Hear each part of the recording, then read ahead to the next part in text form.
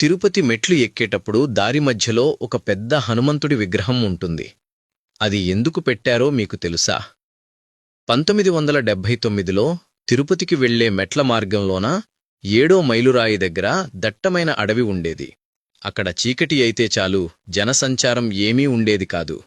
ఆ దారిలో వీధి లైట్లు కూడా తక్కువగా ఉండేవి. ఆ ప్రదేశంలోనే ఒక స్త్రీని దారుణంగా హత్య చేశారు అని కూడా చెప్పుకుంటారు.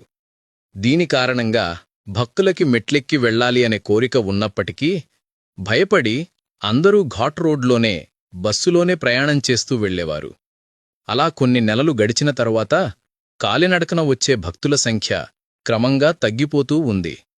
ఇది అంతా గమనించిన టీటీడీ యాజమాన్యం ఎలాగైనా కాలినడకన వచ్చే భక్తుల సంఖ్యను పెంచాలి అని చెప్పి ఆ మార్గమధ్యలో వీధి లైట్లతో పాటు భక్తులకు ఇబ్బంది కలగకుండా పోలీస్ సిబ్బందిని కూడా ఉంచారు.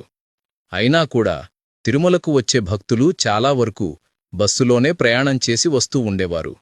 ఇలాంటి సమయంలో టీటీడీ ఎగ్జిక్యూటివ్ ఆఫీసర్గా పనిచేస్తున్న పీవీఆర్కే ప్రసాద్ గారు స్వామివారి దర్శనం కోసం కాలినడకన వచ్చే భక్తుల గుండెల్లో ధైర్యం నింపడం కోసం సరిగ్గా 7వ మైలురాయి దగ్గర ఆకాశాన్ని తాకుతుందా అని అనిపించేటట్టుగా ఒక హనుమంతుడి విగ్రహాన్ని 1980లో రూపొందించారు.